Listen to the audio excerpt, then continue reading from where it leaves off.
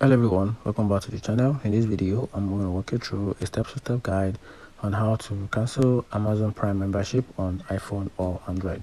So open the Amazon app on your iPhone or Android, then go to the menu icon in the bottom right on iPhone or top left on Android.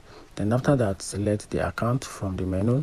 Then from there, scroll down and tap manage Prime membership. Then after that, cancel the subscription. So tap end membership and benefit. Then follow the on-screen prompt to confirm cancellation.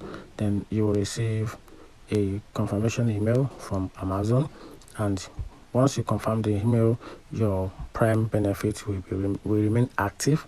So far you still have an active billing.